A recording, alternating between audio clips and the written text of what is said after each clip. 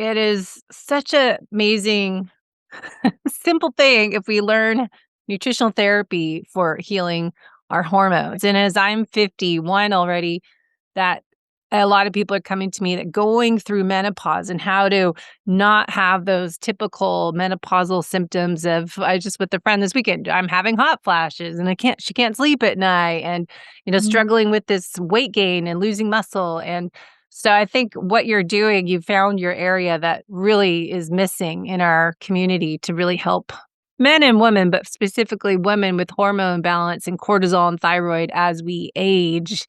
And especially my audience is endurance athlete who tends to do too much of everything, too much fasting, too much exercise, and too much stress in their life. And busy women are just stressed out all the time, I think. So thank Comes you with for being a coming woman. back. Yeah. Yeah, well so I would say I wanna just clarify, symptoms associated with menopause because it's not menopause that causes the symptoms. Mm. And yes, we're trying to help men and women, but the established medical system has used women, throughout that's what my book is about, basically how historically medicine has, uh, directed medications and surgeries at women more than men. So, that's an important point to make that Yeah. All right. So let's hit the questions and I'll just kind of go with them. First one, just tying in just to summarize what we talked last time, but with cortisol, and there's a question on testing cortisol. If we have high cortisol or low cortisol and low thyroid, what should we do nutritionally versus, I mean, there's a lot of lifestyle habit changes, but anything on that we want to touch on? nutritionally, well, the thyroid needs protein and the thyroid and the adrenals need fat. Cortisol needs fat. So if you look at any kind of, there's a steroid hormone cascade, and now they also have one that's cholesterol slash LDL. So doctors are screaming at you to lower your LDL. No, you need your LDL because that makes all the steroid hormones, and the poor liver is trying to make cholesterol, which is supposed to build your regenerate brain tissue and myelin sheaths and things like that, but all the hormones are made out of the fat we eat, synthesized in the adrenals, and only if an egg is fertilized is it necessary in the ovaries. So for thyroid, you absolutely need iodine because our polluted world today, it's impossible to get adequate iodine from our food. So it's an essential nutrient. It's the only thing I recommend that it's not food. I mean, it is, because our food doesn't have it. And, then you need to eat fat. So I don't know where you are, where someone is on what they say is their journey, but, I certainly hit a wall when I hit 52, and, Mhm. that's where I went carnivore at 52 when I what went into menopause. So I also think adolescents need a lot of fat. So, um, let's say women need 40% more iodine and 40% more thyroid hormone during adolescence and during pregnancy. So those are the things that Mhm. if a woman hasn't had it during adolescence, issues will definitely come up later. So that goes with the next question with the iodine. Someone asked on the YouTube channel, who everyone needs iodine. So it's more who needs iodine? Does everyone need it? And then how Everybody needs much? iodine. Okay, so we used to say in the 80s you could top up a sufficient system with 2 drops. That would be the old Jean Lugo from, he invented in 1827. It's a 15% solution. People who villainize iodine, uh, made people scared, so they called it the 5% solution to make it seem smaller. So basically, it's 15% potassium iodide, 10% potassium iodide, 5% elemental iodine. Has nothing to do with radioactive iodine, which is an entirely different thing that they shoot in you to kill your thyroid. So, um, however, the world is a lot more polluted than it was in the 80s. There are forever chemicals. There are phthalates. What we used to worry about just halides and bromide, which is in I get probably my chair has, the cushioning on my chair has bromide. It's everywhere. But today we also have these other chemicals that are impossible for us to escape. So that's why I usually recommend a minimum of 4 drops of 5% now. Okay, good. All right, butter. Why should we have butter in our coffee or have more butter on our steak and butter in general? I don't think tallow tastes really good in coffee, but decaf, because I drink decaf. I don't recommend stimulants. Fat, because that's what all those steroid hormones are made out of, and we can replenish our when we exercise, we are using a lot of adrenaline, right? After 15 minutes of endurance, I know if it's not weight training, if it's your heart rate is high for more than 15 minutes, you will go into a fight or flight state. So you're using cortisol to address that fight or flight state. If you don't replenish that fat, you will have issues, cortisol issues. Mhm. Which I think everybody does somewhat, right? Okay, and then fasting was another question that came in. Do you suggest intermittent fasting, time restricted feeding? I'm the anti-faster. Yeah. Okay, so no, I don't. It's a good sign to be hungry in the morning. It's a healthy sign. I don't, you don't have to have what the Italians call the English breakfast. You don't have to have like sausages and eggs and stuff like that. I just have decaf and a bunch of butter. I do though have a small piece of jerky if I do have the waves are bigger and I'm going out paddleboarding. Mm, And my heart rate's gonna be higher handling those waves, I'll have a little bit of protein, but usually it's just decaf and butter. But I to me, that's not really a meal, so you could maybe say it wouldn't be intermittent fasting, but there's no protein there, mhm, usually. I'll have lunch, and then I'll have dinner. If I have a lot of clients throughout the day, I may run and get a piece of jerky because my brain is on fire, so mm, I need to give myself something during the day. So I mhm, believe it's snacking too, if it's fat or protein. mhm. So that's what I was trying to put together a podcast on cell autophagy for is always a benefit of exercise or of fasting, but look at how we Yeah. can get that from exercise. That we don't need the cell autophagy by fasting, but we can get it through other ways as exercising. Right, right, Mhm. and I think that high-fat carnivore, you are promoting autophagy, Mm. and guess what regulates autophagy? T3, thyroid hormone. Oh, yeah. That thyroid does a lot. Thyroid in the liver and the adrenals. Okay, so next, more individual questions. Oh, the next one is nutritional ketosis. Do you think we need to be nutritional ketosis all the time, anytime, part time? Okay, so a lot of people aren't or can't in the morning Hmm. because they're in order for us to sleep, our liver we're not eating at night, right? So we're fasting at night. It's called breakfast. You break fast. So when you're sleeping, you're not eating. Your liver is gonna produce blood sugar for you to get through the night to sleep, unless you have cortisol issues, of course. And then, um oh my god, where'd the question go? The ketones on the brain. Ketones, yes. So ketones, I usually say measure ketones an hour after you've had a fatty meal because in the morning they'll be low and blood sugar will usually be higher than you expect it to be on a carnivore high fat keto diet because that liver has been producing sugar throughout the night. So I you want those ketones to be used. They have to be in circulation to give you energy, right? So you want to measure when you've replenished them, not Mhm. when they're in your, you know, have become ATP already. Yeah, I just think a lot of people too are chasing ketones and taking supplements and the drinks with ketones and everything ketones rather than Yeah, I don't naturally recommend it. producing. Yeah, I don't recommend anything made in a lab, literally. Your body makes it. Why Yeah. buy it? Made in a Yeah. lab. Okay. So, Maria, how much fat should someone eat? She can't eat butter because she has a leaky gut, and butter gives her Mhm. indigestion and her stomach bloats. Is Mhm. it really the butter? The question is what Well, fat is best for me if she has those yeah, issues. may okay, so obviously your immune system is looking for viruses and proteins. Viruses and bacteria, right? So these are made out of proteins. So gluten can have an effect.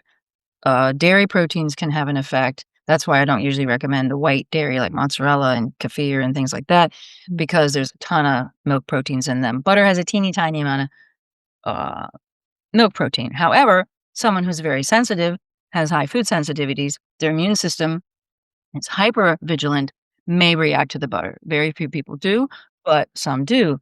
I would say lamb and beef tallow. But Mm. I would also further investigate if that person has amenorrhea, they're probably hypothyroid or they need a bunch of iodine. Yeah. So there's a lot more that you need to investigate for that question. Is that good to work with a coach, go through your program. So leaky gut better. So which fats? We got that. So why in carnivore can triglycerides rise? Well, they initially rise because maybe you're eating higher fat. So triglycerides are basically unused fat. I see people, so initially they'll rise because all of it, if you've been eating low fat for decades, they're definitely going to go up because all of a sudden there's more fat. They're made out of, they're fatty acids. Um, they're basically energy that hasn't turned into ATP yet. If it remains, and it may be a transition period, but if they remain high, there is an issue with your turning those triglycerides into fatty acids into ATP. So Uh, again, cholesterol, I want women between 220 and 320. If it's 500, I'm going to, and their triglycerides are over 100, and it stays that way, I would say look into thyroid function. That was one of the older diagnostic tests for thyroid function, was if you had high, I I mean 500, 700. I don't mean 300 cholesterol. Wow, that is high. Okay, next question. I have been doing high fat carnivore for a year now. My hormones have gotten so much better. I'm sleeping great. Sex isn't painful anymore. I am still having trouble building muscle, and my skin is a little creepy. Well, they lost skin and muscle tone after a few years. Is this chronic stress? From chronic stress. So I think the question is next is it possible to tighten the skin, and what do you suggest to build muscle? She lifts weights 2 to 3 times a week, no more cardio, just movement. All right. Well, first I wanted to address the skin issue. So loose skin is related to low B12, low zinc, and low thyroid. Mm. So mommies who have tummy tucks after they've had babies, if the skin is not elastic enough to go back to the way it was before, that's often a thyroid issue. Mm. Um, I have patients coming to me with, this skin is not taut enough, or the skin has to have a certain amount of elasticity. Ligaments can also become too stretchy. So stretchy skin, stretchy ligaments, uh, uterine prolapse, things like that. Basically, it's not because you had a couple of kids, it's because you are probably hypothyroid because your ligaments have become too lax and they don't have the stretchiness again. So, if the fact that sex is no longer painful anymore is she's eating a high fat diet and the fat is addressing the cortisol issues. We know that vaginal secretion is reduced with high cortisol. So probably lowering the cortisol helped that tremendously. And maybe she needs to do, weight some more in order to fix the skin. Yeah, I recommend weight training. Definitely. Not cardio, because if you had cortisol issues before, having vaginal dryness would mean you had cortisol issues, would mean you had high cortisol. So I, on a 75, 76 something fat to 24 protein, built 3 kilo on muscle in 2 months. And didn't, I was just paddleboarding. My husband had to rehabilitate his knee, so he joined a gym, so I did too. And I'm 60. And I did it on a high fat diet. So it's possible. Yeah. I think for sure lifting more weights, but not doing, 12, 15 repetitions. I'm finding No, more the more 5 to 8 fewer reps, repetitions. higher weight. Fewer reps, higher weight. I Absolutely. I That's like how it is. 3. Less is more. Just 3 reps heavy and then do that cycle through. So, I think a Yeah, lot of women are afraid to do that they're they're gonna turning get it big into and cardio. bulky. Yeah. Yeah, they're trying to get into cardio. Yeah. Yeah, I think that's the biggest mistake, especially our endurance athletes listening tend to do cardio for training for races, and then they stop racing, and then they're just still doing the cardio, not focusing on the strength part. And as we age, I think that's huge. Okay, Mhm. next question. What are the tests for checking hormones if weight loss is a challenge? And there's 3 other questions tied to that. Sal Okay, so a salivary cortisol test, because Mhm. if you have cortisol issues, your body will be in a fight or flight, either low or high. Your body will be in a hypersympathetic state. and hence it thinks it's in danger. Hence, it will hold on to weight in order to give you the calories to run like hell from danger. So it doesn't know that you're under stress. It doesn't know that you're um, possibly abusing your cortisol system. It just knows that you're in a fight or flight state, which is also inflammatory. And when that is turned off or addressed, weight usually comes off. Mhm. Thyroid is also important to test because the thyroid regulates metabolism. So the person who had 700 uh, total cholesterol and 170 or 200 triglycerides, that person who was a patient um, had a thyroid issue. And as soon as we addressed the thyroid function, the cholesterol dropped and the triglycerides dropped. So the inability to metabolize energy in itself is a Mhm. thyroid, a Mm. hypothyroid symptom. So their follow-up questions were, how long on carnivore should one give to start experience changes in hormone balance? As we say in Italy, boh, um, I don't it depends on where you're coming from. Yeah, hard one. So, I will say though that It both men depends. are on a 30-day cycle. So the endocrine system uses a 30-day cycle for both men and women. Hmm. So definitely give, a month or so. Yeah. What role does cortisol play in hormone balance, specifically when weight loss is an issue? Kind of You wanna already answer? said that. Yeah. Yeah. Yeah. What is the ideal balance of high fat, low carb eating, fasting or not fasting, weight training act for women in their 40s? So premenopausal, ideal balance. I could think we talked about that. Not Yeah. fasting. Not fasting, weight training. I would say, you know, well, there is no premenopause because you are either fertile or you're not. So perimenopause was invented in the 80s, doesn't exist. The symptoms that people have are related to cortisol issues. So I would say, again, a 75-25 ratio of fat to protein for somebody who doesn't have huge inflammatory issues. So you're saying instead of saying premenopausal, we should just call it fertile and not fertile Yeah, because basically phases. that's what happens. Yeah. You look women, we evolved to look down and say, "Oh, at 18, not 12 or 11, Yeah. oh, I'm bleeding. There you go. I got my period." And then when we are however old we are in our 50s, we look down and we no longer have our period. We're not supposed to have PMS or whatever they call it now, PMDD. Um, we're not supposed to have any symptoms. This is a natural occurrence. It is not supposed to come with pain or issues of any sort. So, yes, going from the child to fertile biological being to incredible older woman who, like the orcas, leads all the pods to the hunting grounds. Mm. They are libraries of knowledge. So, Yeah. older women ensure that grandchildren, the species survives.